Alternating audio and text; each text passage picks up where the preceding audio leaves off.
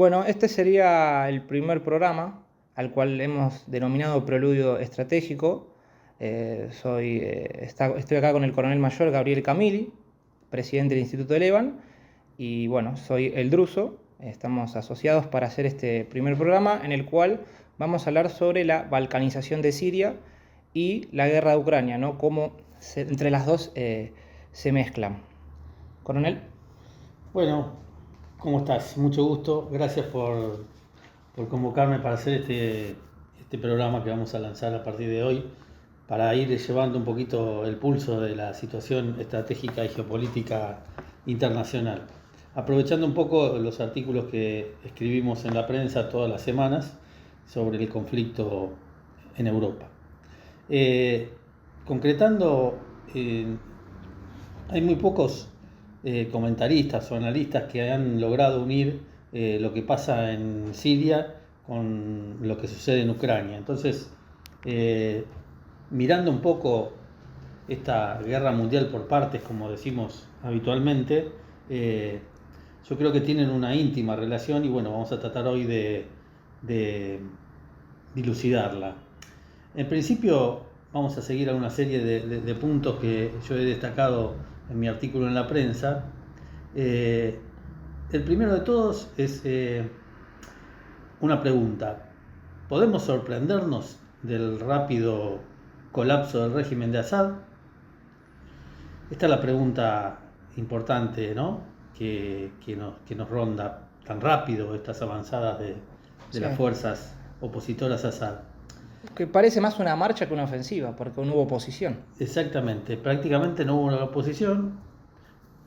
Y yo decía en el diario que dadas las circunstancias, uno no lo hubiera previsto así, pero la situación estratégica, por eso no hay que mirar solamente lo que sucede en el punto, que es Siria en este caso, sino la situación estratégica se presentaba favorable para todos los enemigos de Assad.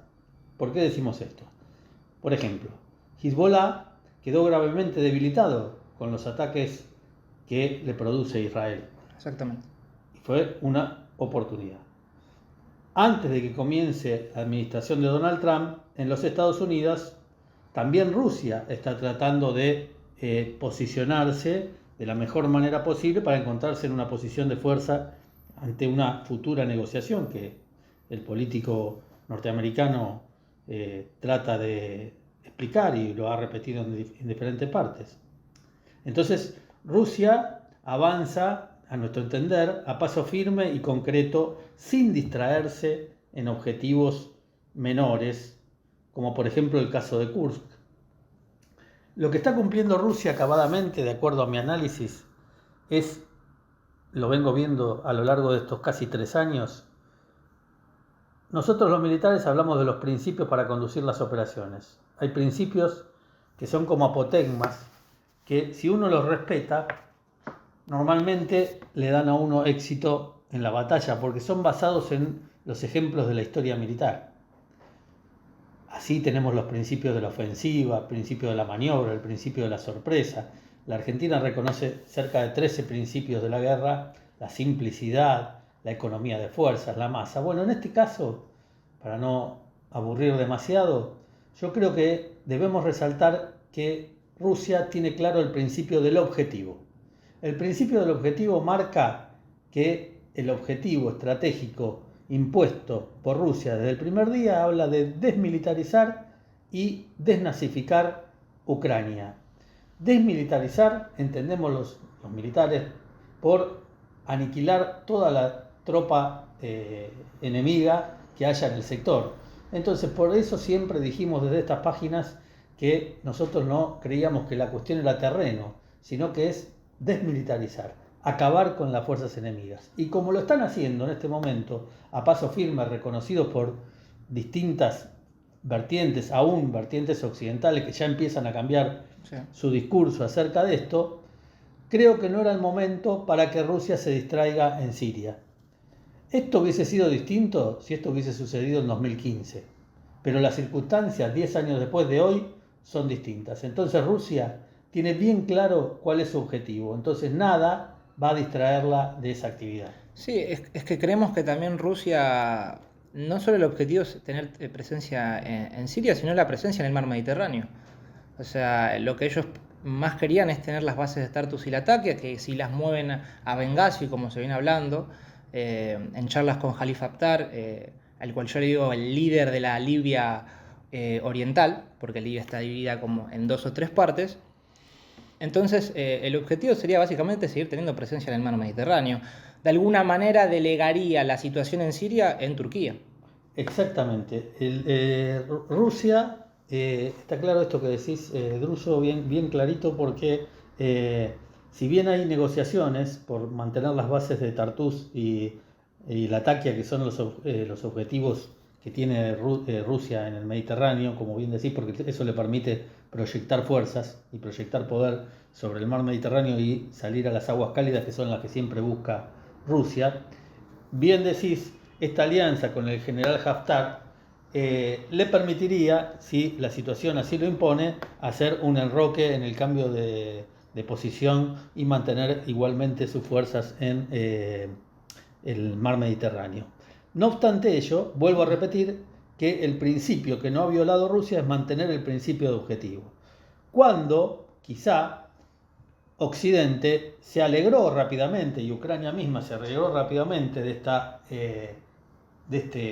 situación en Siria, pensando que Rusia iba a empeñar fuerzas en ese lugar. Segundo craso error que comete Occidente con respecto a Rusia, porque también pensó lo mismo en Kursk, y en Kursk no distrajo fuerzas, al contrario, sino que llevó fuerzas de otro lugar y está ejecutando una guerra de desgaste en una incursión ofensiva ucraniana que fue para mí un error estratégico grave, donde se desgastó, perdió fuerzas necesarias que le hubiesen sido importantes a Ucrania para la defensa del Donetsk, que ahora lo está perdiendo a pasos agigantados. Lo que pasa es que acá en Occidente no recibimos la información completa.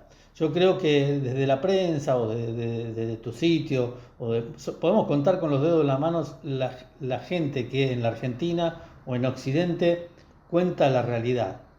Siempre, tanto en un caso como en el Druso o nosotros en la prensa, con total objetividad e imparcialidad. No es que tengamos puesta ninguna camiseta, sino que lo hacemos desde un punto de vista profesional y objetivo.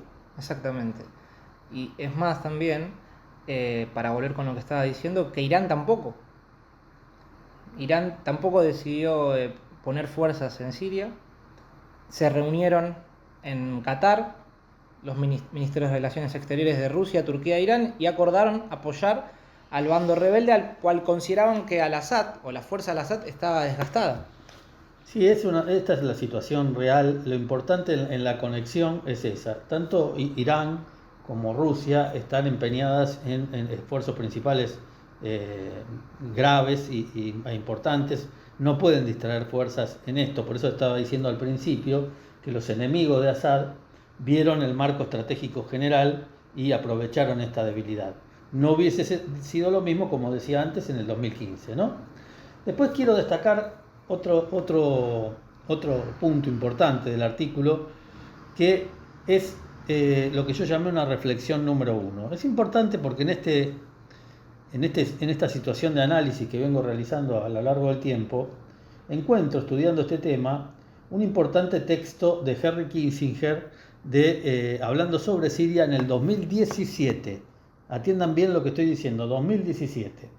En una entrevista en un periódico de Nueva York, publicada en el periódico Al-Choruk, donde lo pueden encontrar buscando estas referencias en internet, hablando de la primavera árabe que se desarrollaba en ese momento, dijo, por favor presten atención a estas palabras de Kissinger, hablando de las revoluciones que se producían en la primavera árabe. Estas revoluciones que sacuden al mundo árabe no comenzaron de manera inofensiva. Le dice al periodista Kissinger, ¿crees que estas revoluciones en Túnez, Egipto y Libia fueron por los hermosos ojos de los árabes? Como diciendo, fueron al acaso. Nuestros objetivos son Siria e Irán, aclaró en tono burlón. Repito, Kissinger en en 2017 dice: nuestros objetivos son Siria e Irán. ¿Le suena esto? Y sigue en la entrevista, que no tiene desperdicio, y confesó: ¿por qué Siria en particular? Y respondió que Siria es el polo del Islam moderado en el mundo. Siria es también un polo de cristianismo en esta zona. Atentos los cristianos, los católicos. Estados Unidos está trabajando, según él, según Kissinger, para la destrucción de las estructuras urbanas, redestrucción de estructuras urbanas relacionadas con el cristianismo y para desplazar por la fuerza a los cristianos sirios. El diplomático estadounidense añadió que fue debido a la estupidez del expresidente estadounidense Richard Nixon que los Estados Unidos no pudo ocupar Siria. La única solución para acabar con ella es que se queme desde adentro. Esto es lo que está pasando ahora. Esto está dicho en 2017. No quise sacar ni un punto ni una coma para que ustedes vean la gravedad del hecho. Había que destruir Siria. Con todas las imperfecciones del sistema de Al-Assad y todas las cuestiones, había ciertos sectores y había un cierto orden establecido en Siria que hoy no existe más. Entonces, también, dicho por Kissinger, no por mí, estas minorías cristianas y una minoría católica también sufren hoy grandes amenazas por todos estos grupos llamados grupos moderados o hoy revolucionarios, cuando hace pocos días eran grupos terroristas. Sí, y aparte también el uso de la balcanización, el divide y vencerás, y el dividir en Siria en varios estados, que alguna vez hay un mapa al cual vamos a poner en el video, que habla de crear a Siria dividirla en 4 estados: un estado druso, un estado kurdo, un estado sunita y un estado alawita. El alawita creo que hoy no ocurriría. Entonces, ¿cuáles son los objetivos hoy en día? Yo creo que son esta nueva rivalidad entre Turquía e Israel y llegar a los pozos petrolíferos del este de Siria.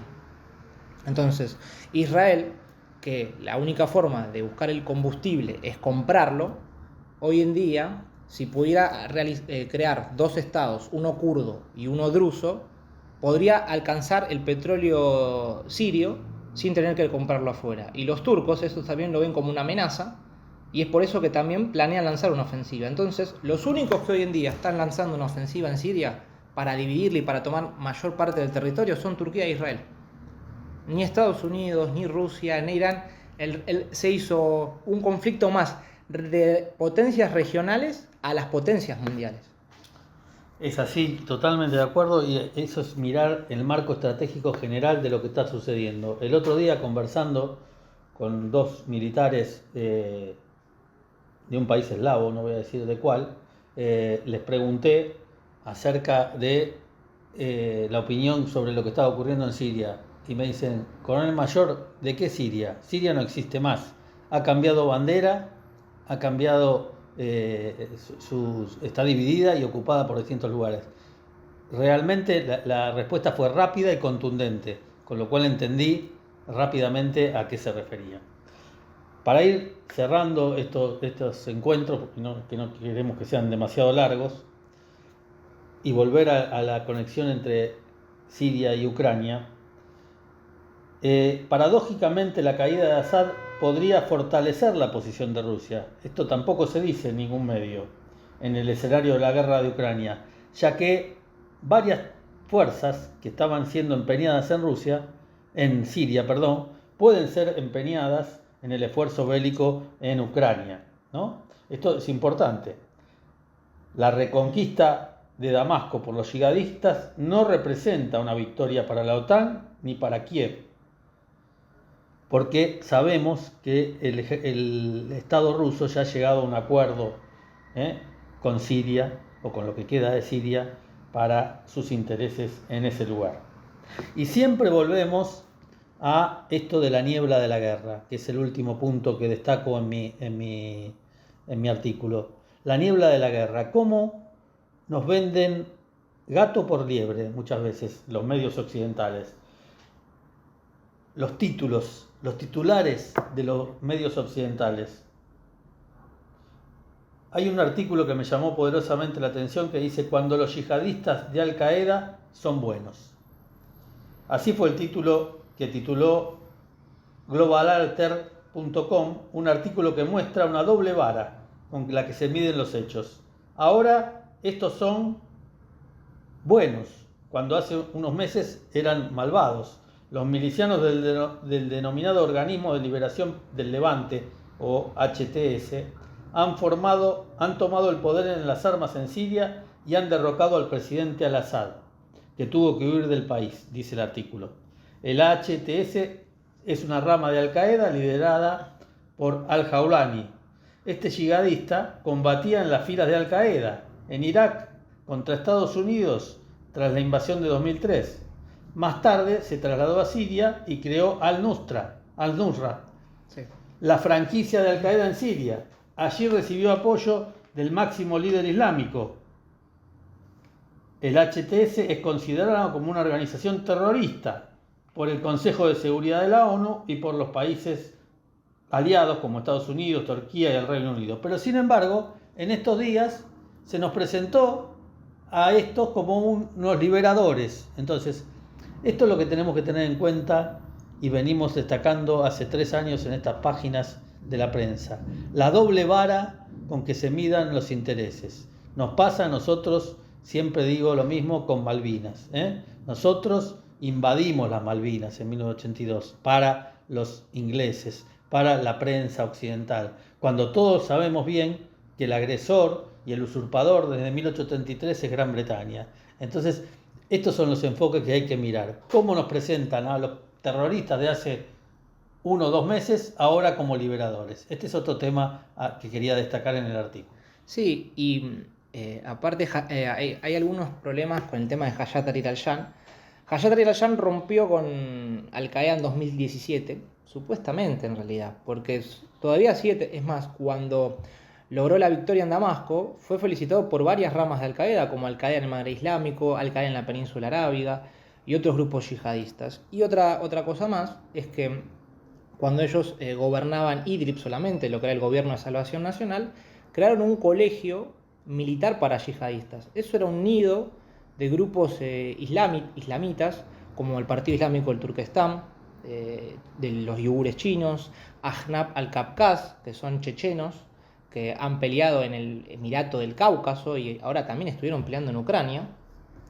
Los ichkerianos, estos terroristas que hoy para la prensa occidental ya dejaron de ser terroristas. Hay albanos, hay grupos de Asia Central, turcomanos. Es de alguna manera el centro. Es más, varios líderes del Estado Islámico murieron en Idlib. Fueron asesinados en Idlib. No fueron asesinados en Irak o en Siria o en otras partes del mundo. Fueron asesinados en Idlib, justamente bajo el gobierno de Hayat Tahrir al-Sham. Entonces, más allá de lo que se quiera representar, que ellos son los moderados, hoy en día siguen teniendo apoyo del mundo islamita y de algunas naciones que apoyan el fundamentalismo islámico como Arabia Saudita y Qatar. Y la conclusión final que pongo para cerrar, que entre los distintos puntos que hemos tocado, la conclusión es muy sencilla. Queremos destacar la hipocresía y el cinismo occidental. Es tal que hoy una rama terrorista de Al-Qaeda no es ningún problema si sirve para enfrentar a Rusia. Entonces, o a Irán. Del mismo modo que en los 80 los Estados Unidos financió a los talibanes, no olvidemos, para combatir a los soviéticos en Afganistán. Ahora no dudan en apoyar a los islamistas, como decías vos recién, Druso, porque sirven para combatir a los iraníes. Y si hay que convencer a la audiencia que son rebeldes, son luchadores por la libertad de Siria, así se hace. Bueno, nos encontraremos comentando la próxima semana las nuevas novedades de este acalorado mundo en el que estamos viviendo. ¿Quisiera adelantar algo o lo dejamos como sorpresa? No, podemos adelantar. Vamos a charlar un poco de cómo la Argentina se puede meter en este lío o cómo la Argentina puede ingresar en este lío de la guerra de Ucrania. Excelente. Nos vemos en el siguiente programa.